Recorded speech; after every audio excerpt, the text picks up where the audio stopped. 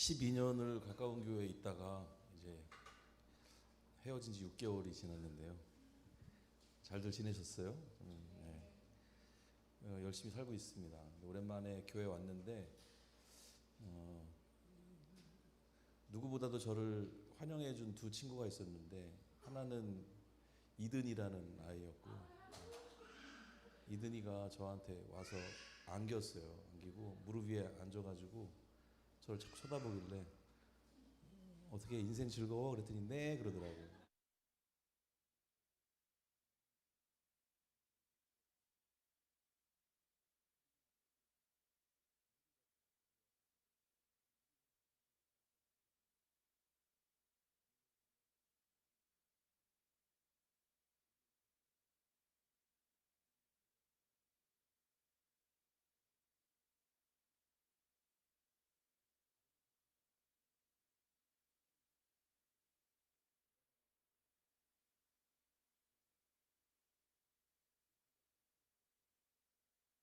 그래서 제가 이놈은 목이 식기 하면서 제가 또 제 얘기도 좀 하고, 아무튼 오랜만에 아이들하고 인사하고 좋은 시간을 보냈습니다. 그 한 달 동안 이제 함께 만나게 되는데요. 7월 한 달 동안 제목이 다시 놀이터입니다. 다시 놀이터. 아이들하고 같이 이렇게 또 눈높이를 맞추고 앉아 있다 보니까 오늘 주제를 이렇게 정하길 참 잘했다는 생각이 들었는데, 혹시 여러분들 그 첫 비행의 기억이 있으신가요? 처음 비행기 탔던 때, 아직도 못한 분들도 있으실 수 있겠지만 처음 비행기를 탔던 기억을 갖고 계신가요?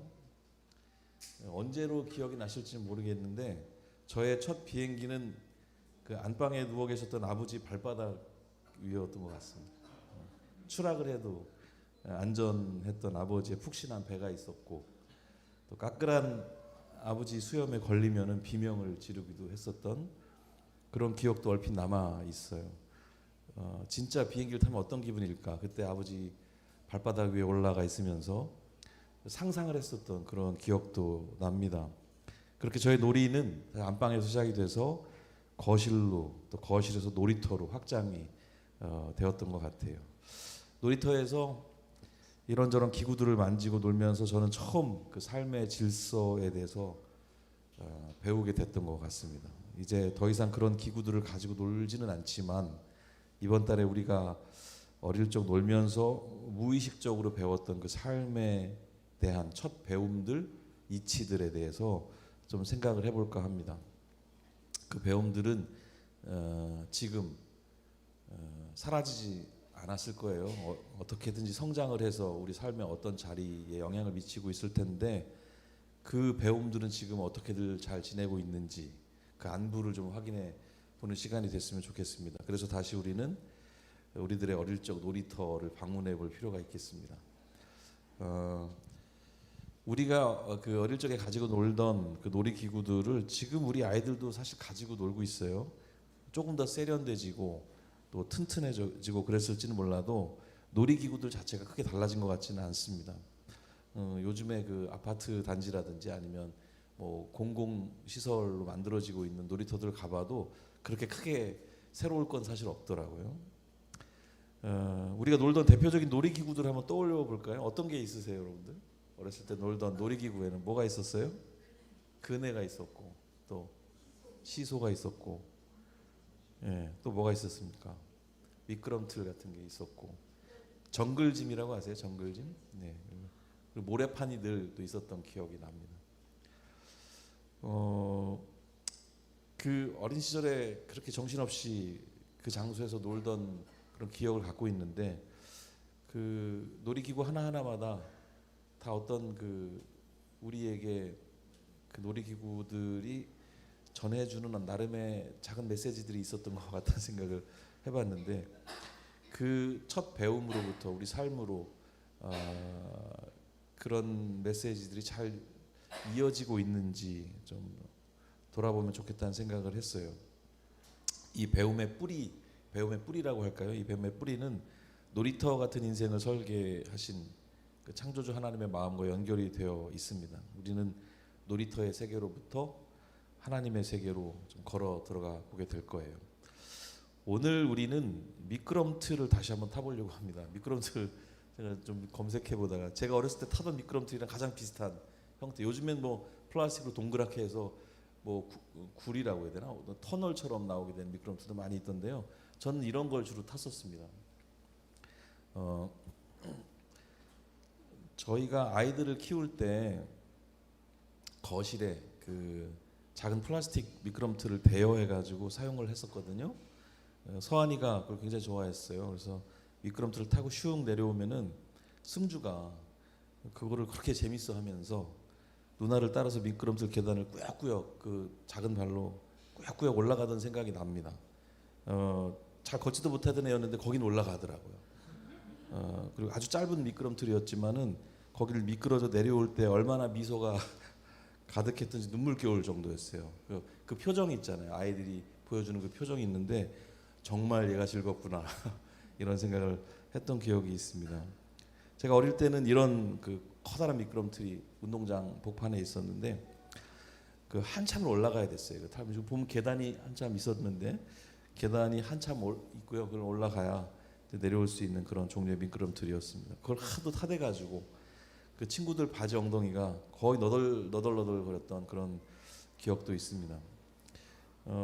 그만큼 행복감을 주었던 그런 놀이기구였는데, 근데 미끄럼틀 타면서 늘 한 가지 아쉬웠던 것은 그 상쾌함을 느끼려면은 한참을 올라가야 한다는 거였어요. 그래서 그 내려오는 쾌감을 즐기기 위해서 그렇게까지 올라가야 됐던 그런 기억이 좀 늘 아쉬웠던 것 같아요. 내려와서 다시 올라가야 되고 하니까 적어도 어떤 수고가 있어야 어떤 보상이 따른다는 인생의 어떤 작은 법칙 같은 것을 처음으로 배울 수 있었던 그런 도구가 아니었을까 이런 생각을 해보게 됩니다. 그 이외의 것들은 다 부모님이 챙겨주고 채워주고 했기 때문에 별다로 내가 노력할 게 별로 없었던 것 같은데 적어도 이 미끄럼틀만큼 내가 직접 올라가야 내려올 수 있었으니까요. 불한당이라는 말이 있습니다. 불한당. 아니 불자 땀 한자 무리지을 무리당인데요.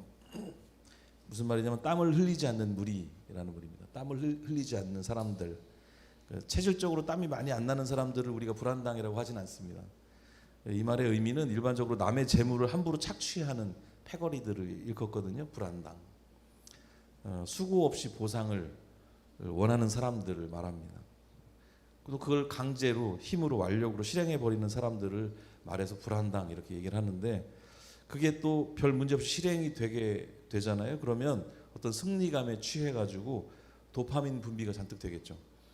그런 경험이 쌓이게 되면은 수고라는 가치는 바보짓 같이 이제 되어버리는 그런 이제 일상을 살아가게 되는 거죠. 우리 주변에도 이런 불한당들이 있을 겁니다. 한탕주의라는 말도 있습니다. 한탕주의. 단 한 번의 시도로 큰 재물을 얻거나 크게 성공하려는 태도를 속되게 이르는 말이에요. 수고의 의미를 모르는 삶의 방식입니다. 그리스도인의 삶의 태도는 절대로 이래서는 안 될 겁니다. 세상이 아무리 힘들고 막막해도 우리는 우리의 인간다움을 지키면서 살아가야 하겠습니다. 수고롭게 하루하루 살아가는 삶의 의미와 가치를 알 때 우리는 이런 달콤하지만 잘못된 유혹으로부터 벗어날 수 있을 거예요. 그래서 다시 우리는 어린 날의 놀이터 미끄럼틀 앞으로 가볼 필요가 있겠습니다. 서칭 포 슈가맨이라는 영화가 있었어요. 좀 예전 영화인데 이거 보신 분 있으신가요? 저분이 그 이름이 로드리게스인가 하는 사람인데 백인이 아닌데 백인 사회에 살고 있었던 뮤지션입니다. 이 영화의 그 시놉시스랄까요? 그 간단한 설명을 제가 좀 읽어드리려고 하는데 이 공식 페이지에 나와 있는 거니까 뭐 스포일링은 아닐 거예요. 한번 들어보세요. 미국에선 제로, 남아공에선 히어로, 팝 역사상 가장 신비로운 가수 슈가맨의 놀라운 이야기. 본고장 미국 음반 판매 6장, 아무도 알아주지 않는 비운의 가수, 반대편 남아공 밀리언셀러 히트 가수, 엘비스보다 유명한 슈퍼스타. 70년대 초 우연히 남아공으로 흘러들어온 슈가맨의 앨범은 지난 수십 년간 가장 큰 사랑을 받으며 최고의 히트를 기록한다. 하지만 슈가맨은 단 2장의 앨범만 남기고 사라져버린 신비의 가수. 전설의 슈가맨을 둘러싸고 갖가지 소문만 무성한 가운데 두 명의 열성 팬이 진실을 밝히고자 그의 흔적을 찾기 시작한다. 그러나 단서라고는 오직 그의 노래 가사뿐. 기발한 추적 끝에 슈가맨에 대한 수수께끼를 풀었다고 생각한 순간 그들은 상상하지도 못했던 놀라운 사실과 마주하게 되는데 점점점. 이게 무슨 얘기인지 아시겠어요? 이 슈가맨이 미국에서 앨범을 2장을 냈는데 판매고가 6장밖에 안 되는 아주 비운의 가수였어요. 근데 자기도 모르는 사이에 이 앨범이 남아공으로 흘러 들어갑니다. 남아공에서 대박이 난 거예요. 근데 이 사람은 그걸 모르고 지내요, 평생을. 그러다가 이 슈가맨을 찾아 나선 두 사람이 슈가맨을 찾아서 남아공으로 데려가고 뭐 이런 일이 이 실화거든요. 찾고 보니 슈가맨은 미국 디트로이트에서 막노동 인부로 일을 하고 있었고요. 이 사람을 발견한 그 팬 두 사람이죠. 그들은 슈가맨을 남아공으로 데리고 갑니다. 그리고 그 사람을 궁금해하는 사람들 앞에서 멋진 공연을 열어요. 고생 끝, 행복 시작. 뭐 그런 어떤 인생 역전의 드라마처럼 느껴지는 장면인데요. 그런데 슈가맨은 그렇게 펼쳐지게 될 자신의 꿈 같은 일상을 마다하고 다시 디트로이트로 돌아갑니다. 다시 가난하고 조그만 삶의 자리, 배관공 같은 걸 아마 했던 걸로 제가 기억하는데 거기로 돌아가요. 미친 짓 아닙니까? 왜 그러죠? 진짜 삶의 의미에 대해서 깊은 생각을 하게 하는 영화였습니다. 여러분들에게 그런 기회가 주어진다면 어떤 선택을 하시겠어요? 수고롭게 하루하루를 살아가야 하는 모든 사람들에게 지금 우리가 살고 있는 이 고생스러운 이 일상의 가치에 대해서 새롭게 눈을 뜨게 해주는 영화였다고 저는 생각을 합니다. 저는 슈가맨이 그런 결정을 하면서 결코 슬퍼하거나 괴로워하거나 그러지 않았다고 생각해요. 그 마음에, 그 사람의 마음에는 그 누구도 모를 자신만의 큰 즐거움이 있었을 거라고 저는 생각을 했습니다. 인간이 느끼는 즐거움이라는 것은 표면적이거나 단편적이지 않습니다. 참 기쁨, 참 즐거움은 우리가 생각하는 그래 보이는 그 어떤 상황으로 단순하게 고정할 수가 없어요. 완전한 무명 시절이나 아니면 이게 뒤늦게 알려져가지고 가수 활동을 펼치던 시절이나 그 사람은 굉장히 한결같았고 올곧고 정의로운 삶을 살았습니다. 이건 그 사람의 원래 모습이었던 거예요. 사람들 잘 모르지만 뭐 그 사람의 노래도 몰랐지만 그 사람은 그런 사람이었던 거예요.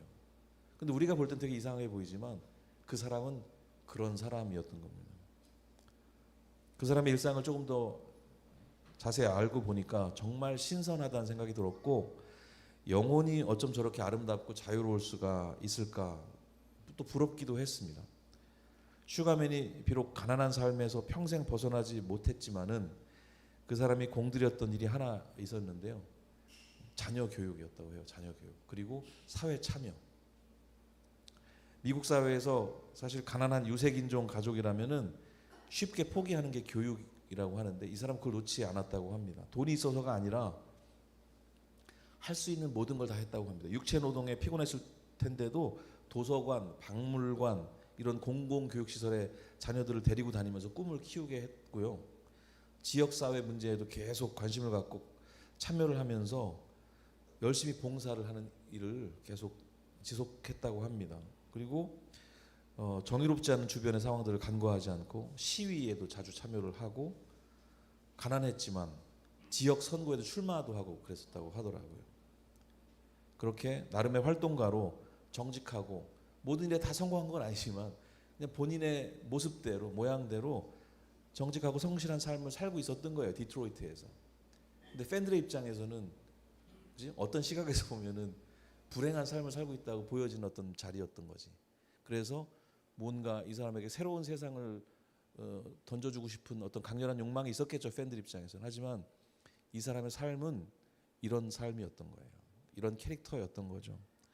슈가맨에게 일확천금이나 대중적인 인기는 자신의 삶을 흔들 만한 요소가 결코 아니었던 겁니다. 사실 이 영화에서 과거에 슈가맨이라는 프로그램이 있었던 거 아시죠? 옛날 가수들 호출해서 뭐 노래 부르고 뭐 몇 사람이 불을 켜고 뭐 이런 거 있었는데 이게 이 영화에서 사실 아이디어를 얻은 거예요. 그 프로그램이. 우리 인생 안에 수고와 고통의 요소가 분명히 있지만 그 의미를 아는 사람은 피하지 않고 담담히 그 상황을 맞이합니다. 슈가맨이 그랬습니다. 인생이 훨씬 편해질 수 있었겠지만 상황이 그렇게 달라졌다고 해서 세속적 성공의 자리로 급히 움직이는 것은 지금까지 가치 있게 여긴 자신의 삶의 태도와 방향을 너무나 가볍게 내던져버리는 행동이 될 수 있습니다. 그 사람이 아니어버리게 되는 거니까요. 슈가맨은 그런 의미에서 더 좋은 선택을 한 것이라고 볼 수 있죠. 수고스럽고 고통스럽더라도 자기 삶의 아름다움을 이미 잘 알고 있었기 때문에 소박한 자기 삶의 모습을 결코 포기하지 않았던 겁니다. 슈가맨의 이런 결정이 의아해 보이는 것은 우리가 그렇지 않기 때문일 거예요. 우리의 세계관이, 인생관이 그렇지 않기 때문일 거예요. 대박을 때리고 싶어하는 우리의 어떤 욕망이 우리의 삶을 그렇게 흔들어 버리게 된다면은 그럼 나는 누구인가? 과연 이 질문 앞에서 할 말을 잃게 될 거예요. 아마. 수고하면서 살아가는 삶의 아름다움을 모르거나 또 그걸 알면서도 우선순위에 두지 않거나 그런 우리의 태도가 좀 생각해 볼 만한 태도이겠죠. 성경을 한번 찾아볼 생각입니다. 성경 안에 예수님의 결정들을 보면서 그 예수님의 좀 성품을 좀 찾아보려고 하는데 예수님의 한결같으심, 예수님의 그 인테그리티라는 영어 단어가 있는데 그게 좀 번역이 어렵지만 그 한결같으심이라고 얘기할 수 있을 것 같은데요. 그것들을 성경 안에서 찾아볼 수 있습니다. 예수님이 그 보리떡 5개와 물고기 2마리로 5천 명을 먹이셨던 사건에 대해서 들어보신 적 있으시죠? 그리고 12광주리가 남았던 그런 사건이 있었습니다. 그때 기록을 잠시 보도록 하겠습니다. 요한복음 6장 14, 15절인데요. 같이 한번 읽어보겠습니다. 사람들은 예수님께서 행하신 표적을 보고 말했습니다. 이분은 세상에 오실 그 예언자가 틀림없다. 예수님께서는 사람들이 와서 자기를 강제로 데려다가 그들의 왕으로 세우려 한다는 것을 아셨습니다. 그래서 다시 그곳을 떠나 혼자 산으로 올라가셨습니다. 왕이 될 기회였어요. 왕이 좋죠. 아주 뭐 이 세속적 삶에서는 끝판왕 왕 아니겠어요? 가장 좋은 자리. 그러나 예수님은 어떻게 하셨다고 그래요? 혼자 산으로 가셨습니다. 디트로이트의 백완공 일로 다시 돌아가는 그 로드리게스 슈가맨의 어떤 뒷모습하고 굉장히 겹쳐 보이지 않습니까? 12 제자를 싹 거느리고 바람결에 머리카락을 막 이렇게 우리 은관 씨처럼 막 휘날리면서 수염을 딱 이렇게 달고 멋있게 이렇게 하면서 쿨하게 산을 향해서 뭐 이렇게 가시는 그런 장면도 아니었을 거예요. 제가 이 장면을 읽을 때 생각했던 건 아무도 모르게 쓱 사라지셨을 거라고 생각해요. 아무도 모르게 그 군중들 사이를 빠져나가서 주목받지 않는 자리로 가셨을 거예요. 왜 그러셨을까요? 그분이 가지는 삶의 아름다움, 삶의 미학이 분명했기 때문입니다. 우리 그런 거 갖고 있습니까? 그리스도인으로서 내 삶의 미학, 가치, 그것들이 내 삶을 그렇게 강력하게 끌고 가고 있나요? 군중들 사이에서 우쭐대고 싶은 기분은 인간이라면 누구에게나 찾아오는 것이겠지만 그분은 그런 것들을 무시하고 묵살해 버립니다. 가장 중요한 가치, 자신이 가지는 삶의 아름다움을 무엇보다도 기뻐했기 때문이에요. 예수님이 그 아름다움, 그 기쁨을 위해서 하신 일, 그 일이 히브리서에 기록이 되어 있습니다. 그분이 그 군중으로부터 떠나서 나를 왕으로 세우려는 그 군중으로부터 떠나서 산으로 가셨던 그분의 성품이 드러나 있는 또 그 마음을 알 수 있는 기쁨을 위해서 그분이 하셨던 선택에 대해서 읽을 수 있는 구절이 히브리서 12장 2절입니다. 같이 한번 읽어보겠습니다. 믿음의 주요 또 온전하게 하시는 이인 예수를 바라보자. 그는 그 앞에 있는 기쁨을 위하여 십자가를 참으사 부끄러움을 개의치 아니하시더니 하나님 보좌 우편에 앉으셨느니라. 오늘의 본문 말씀입니다. 오늘 이 말씀을 꼭 기억하셨으면 좋겠어요. 예수님이 그 앞에 있는 기쁨을 위해서 십자가를 참으셨다고 기록하고 있습니다. 부끄러움을 개의치 아니하셨다 이렇게 기록되어 있거든요. 부끄러움을 개의치 아니하셨다. 개의치 않는다는 말은 부끄러울 일이 없었다 혹은 부끄러워하지 않았다는 말이 아닙니다. 그 말의 분명한 전제는 뭐예요? 부끄러웠다입니다. 부끄러웠다예요. 부끄러웠지만 부끄러움보다 더 중요한 가치가 있어서 그것을 덜 중요하게 여겼다라는 얘기입니다. 그래서 개의치 않았다는 말씀을 하시는 거예요. 영어 단어를 찾아보니까 그 자리에 scorn 혹은 disregarding이라는 단어가 적혀 있었는데 모두 무시하다, 묵살하다라는 의미를 갖고 있습니다. 그게 있었던 건데 무시했다는 거예요. 있었던 건데 묵살했다는 거예요. 부끄럽지 않았다. 성격이 좋으셔갖고 부끄러움을 몰랐다 이런 게 아니에요. 어마어마한 부끄러움이 있었으나 그것을 무시했다. 왜? 더 좋은 가치를 위하여, 아름다움을 위하여 그 선택을 하셨다는 거죠. 예수님은 하나님이셨으니까 십자가 사건 자체에 대해서 인간적인 고통이나 부끄러움과는 상관없었을 어떤 상황이라고 추측하시면 결코 안 됩니다. 그분은 사람으로 오셨기 때문에 우리와 똑같은 고통을 느끼셨던 분이에요. 근거가 되는 말씀이 굉장히 많지만 그 중에 하나만 보겠습니다. 이것도 같이 읽을게요. 히브리서 4장 15절. 우리의 대제사장은 우리의 연약한 부분을 알고 계십니다. 이 땅에 계실 때 그분은 우리와 마찬가지로 시험을 받으셨습니다. 그러나 결코 죄를 짓지는 않으셨습니다. 옛날 성경에 보면 체휼하신다라는 표현이 있습니다. 체휼. 그분이 아신다는 거예요. 우리의 고통을 누구보다도 잘 아신다는 겁니다. 하나님이 사람이 되신 것은 인간의 모든 고통을 하나님이 이해하신다고 하는 메시지, 강력한 메시지입니다. 그분이 신으로 오셔가지고 특권을 누리시며 다니신 분이 아니에요. 가장 낮은 자리로 오셔가지고 우리가 지금 2024년 살고 있는 우리가 느끼는 고통의 몇 배 고통을 인간이 느낄 수 있는 가장 큰 고통을 직접 경험하신 분이 예수님이시라고 우리는 인정을 해야 합니다. 내 아픔 모르실 거야? 그렇지 않죠.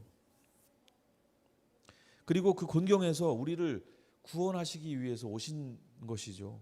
예수님은 말할 수 없는 고통 속에 계셨지만 그 고통이 최우선의 가치의 자리에 올라오는 것을 허용하지 않았습니다. 그걸 거부하셨어요. 더 소중한 가치가 있을 때 그게 가능합니다. 고통은 사라지지 않지만 의미는 없앨 수가 있는 거예요. 다시 말하지만 고통이 없어지는 것은 아니지만 느끼는 고통에는 비교할 수 없는 기쁨이 그 고통을 이겨버리는 상황을 경험하게 되는 겁니다. 이거는 정말 좋지 않은 예지만 우리 딸이 엽떡을 엄청 좋아하는데 제가 먹어보니까 너무 고통스러워요. 저는 그걸 거부해요. 그런데 우리 딸은 그 고통을 감내해요. 아름다우니까. 그래서 오늘 이 수고와 보상에 대한 얘기는 단순한 인과응보의 맥락이 아닌 거예요. 그것은 삶의 미학과 관련이 있습니다. 무엇을 가치 있게 여기는가? 그 질문은 무엇을 아름답게 여기는가라는 질문으로 똑같이 바꿀 수가 있어요. 수고와 보상을 수고와 아름다움으로 바꿔보면 좋겠습니다. 우리는 아름다움을 따라 살아가는 존재들이에요. 하나님의 형상이기 때문입니다. 우리가 수고를 감내하게 되는 이유는 아름다움이라는 가치를 최우선에 두었을 때 가지는 수고의 의미를 알기 때문이거든요. 수고는 아름다움을 위해서 필수입니다. 미끄럼틀을 즐기려면은 계단을 올라가는 게 필수예요. 계단을 올라가지 않고 미끄럼틀을 마음으로 즐길 수가 없는 거예요. 올라가야 돼요. 물리적으로. 중력을 딛고 올라가서 그 중력이 주는 기쁨을 동시에 또 누려야 되는 겁니다. 어떤 가수의 노래 중에 구름 아래 살기에 자주 아프지만 자주 아름답다라는 노랫말이 있어요. 그래서 나쁘고 그래서 좋은 곳, 그런 가사가 있어요. 같은 맥락이죠. 중력이 있기 때문에 우린 힘들지만 그래서 즐겁습니다. 미끄럼틀을 즐기려면 그래야 하는 것처럼 순서가 그렇습니다. 질서가 그렇습니다. 올라가지 않고 내려올 수가 없어요. 잘 아는 동생 중에 김활성이라는 친구가 있습니다. 오래전에 제 공연에 게스트로 왔었어요. 제가 음악을 하는 삶이 고단했습니다. 돈이 안 벌려요. 팔리지 않아요. 로드리게스 6장 얘기 들으니까 좀 위안은 되지만 저는 조금은 더 판 것 같습니다. 삶의 고통에 대해서, 음악하는 삶의 고통에 대해서 너스레를 엄청 떨었어요. 그 공연에서 제가. 그러다가 김할성의 게스트 순서가 됐습니다. 그 친구가 근데 올라와서 그러는 거예요. 저 형은 지가 제일 좋은 거 다 알고 그 삶을 선택한 사람이다. 저거 다 엄살이다.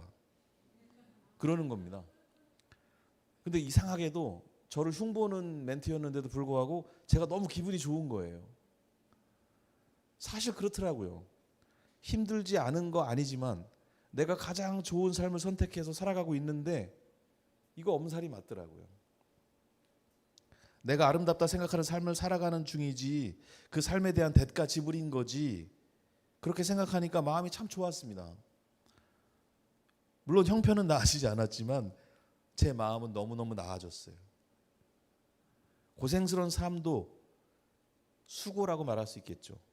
그러나 보물 같은 아름다움을 선택했기 때문에 이 수고를 크게 여기는 것은 엄살이라 말할 수 있어요. 고생스럽고 아프고 한 거 너무 많이 말하는 거 그 엄살일 수 있습니다. 그죠? 마태복음 13장 44절 말씀 같이 한번 읽어볼게요. 하늘나라는 밭에 숨겨진 보물과 같다. 어떤 사람이 그 보물을 발견하고 다시 밭에 숨겼다. 그는 매우 기뻐하며 돌아가서 가진 것을 모두 팔아 그 밭을 샀다.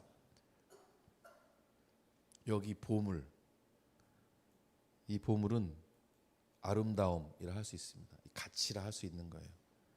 그것을 발견하고 안다면 다른 가치들을 우선에 둘 수가 없습니다. 하늘나라, 하나님 나라는 최고의 가치예요. 보물 같은 아름다움입니다. 우리의 모든 것을 다 팔아 살만한 그런 가치이자 아름다움인 거예요. 그 하나님 나라를 누리며 살아가는 삶이 고단하고 힘들 수 있지만 그거 계속 말하고 지내는 거 엄살일 수 있다 생각합니다. 왜요? 하나님 나라 자체가 너무나 아름다운 그 자체이기 때문에 그렇습니다. 너무 큰 가치이기 때문에 그렇습니다. 제가 노래 한 곡을 좀 준비했는데 지금 이런 이야기를 요약해 볼 수 있는 그런 좋은 노래가 있습니다. Give Me Jesus라고 하는, 제가 이 노래를 너무 좋아해서 페르난도 오르타라고 하는 남미 쪽의 어떤 아티스트의 음악인데 Give Me Jesus라는 표현이 너무 좀 도발적이기도 하고 예수님을 달라는 거잖아요. 좋아서 제가 이메일 아이디로 지금까지 평생 쓰고 있습니다. Give Me Jesus. 번역도 제가 간단하게 해왔는데 같이 한번 보시죠.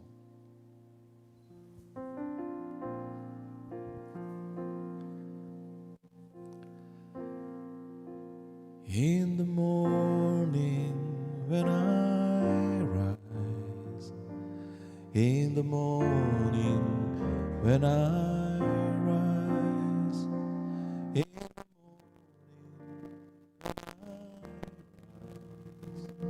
morning when I rise, give me Jesus, give me Jesus, you can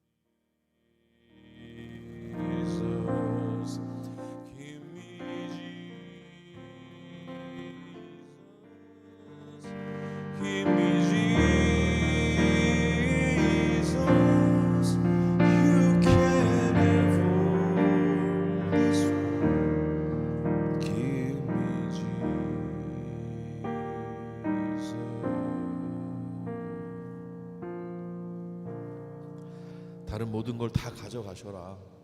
나는 예수님만 있으면 된다. 이런 고백은 예수님의 아름다움을 아는 사람만이 할 수 있는 고백일 겁니다. 세상의 것을 잃어버리는 고통이나 아픔이나 수고가 분명히 있겠지만 예수님의 가치가 그것을 압도한다는 말이죠. 놀라운 고백이 아닐 수 없습니다. 슈가맨의 결정, 그 사람의 뒷모습, 오병이어 기적을 일으키시고 왕이 될 뻔한 상황에서 등 돌려 산으로 향하시는 예수님의 뒷모습, 그리고 세상의 가치를, 반짝이는 가치들을 뒤로하고 마다하고 등 돌리고 걸어가는 우리들의 뒷모습도 함께 겹쳐 올랐으면 좋겠다는 그런 소망이 있습니다. 하나님이 만드신 삶의 질서 안에는 분명 수고라는 요소가 있습니다. 그것이 성가시고 고통스럽게 보이지만 그것이 우리 삶을 아름답게 합니다. 그래서 우리는 수고 없는 아름다움을 누리려 하는 태도를 주의해야 합니다. 그것은 착각입니다. 그것은 첫째도 낳지 않고 둘째를 낳고 싶어하는 마음과 다르지 않습니다. 그것은 그냥 질서입니다. 하나님 나라의 질서에 주의해 봅시다. 연습이라는 수고가 우리를 숙련가라는 아름다움으로 이끌어 주듯이 수고의 아픔에만 몰입하지 말고 예수님처럼 그 앞에 기쁨을 함께 보실 수 있기를 축복합니다. 본문을 다시 한번 읽어보겠습니다. 같이요. 믿음의 주요 또 온전하게 하신 이인 예수를 바라보자. 그는 그 앞에 있는 기쁨을 위하여 십자가를 참으사 부끄러움을 개의치 아니하시더니 하나님 보좌 우편에 앉으셨느니라. 우리 다시 미끄럼틀 앞에 서 봅시다. 땀 흘려 미끄럼틀 계단을 오르면서 그 앞에 기쁨을 상상했던 그 어린 시절의 마음을 떠올려 봅시다. 하나님께서는 연습하면 잘하게 되는 질서, 수고하면 아름다워지는 질서, 그런 정연한 질서 안으로 우리를 불러주셨습니다. 이런 창조주의 질서가 사람이 살아갈 바탕입니다. 땀 흘려 일해야 하는 자신의 작고 소박한 일상이 거대한 삶의 아름다움을 말이 되게 하는 단단한 기초라는 사실을 꼭 기억하고 우리를 그 삶의 자리로 불러서 살아가게 하시는 하나님께 감사하는 우리들 되면 좋겠습니다. 오늘이 고통스럽지만, 오늘이 힘들지만, 그러나 우리를 그 삶의 자리로 불러주신 분이 우리 하나님이심을 기억하고 그 삶의 자리에서 우리가 알아채야 할 그 아름다움을 꼭 알아채실 수 있기를 축복합니다. 두 번 없는 기회 아니겠습니까? 인생이란 놀라운 기회에 좀 우리가 관점을 달리해서 새롭게 바라보는 우리 가까운 교회 가족들 되었으면 좋겠습니다. 우리 함께 잠시 기도할까요? 다시 놀이터라는 제목으로 오늘 한 달 이제 말씀을 나누게 되는데 오늘 수고와 아름다움에 대한 이야기를 함께 나누었습니다. 어떻게 하면은 좀 편하게 살아볼까를 궁리하고 있다면 뭐 그런 길은 있겠죠. 돈 많이 벌고 일확천금하여 대단한 자리에 오를 수도 있겠으나 그것이 인생의 아름다움이 아님을 다시 한번 돌아보면 좋겠습니다. 우리 주님 그렇게 살지 않으셨고 우리 주님이 그럴 마음이셨으면 이 땅에 오시지도 않았을 거예요. 이 땅에 우리 곁으로 오신 그 주님의 마음을 살피면서 그 기쁨을 위하여 그 아름다움을 위하여 살아가겠습니다. 그리고 불필요한 것들 내 거부하겠습니다. 나를 나에게 하는 하나님의 형상이게 하는 그 가치를 쫓아 그 아름다움을 따라서 용기 내어 오늘도 하루를 디뎌 나가겠습니다. 함께 기도하실 수 있으면 좋겠습니다. 기도하겠습니다.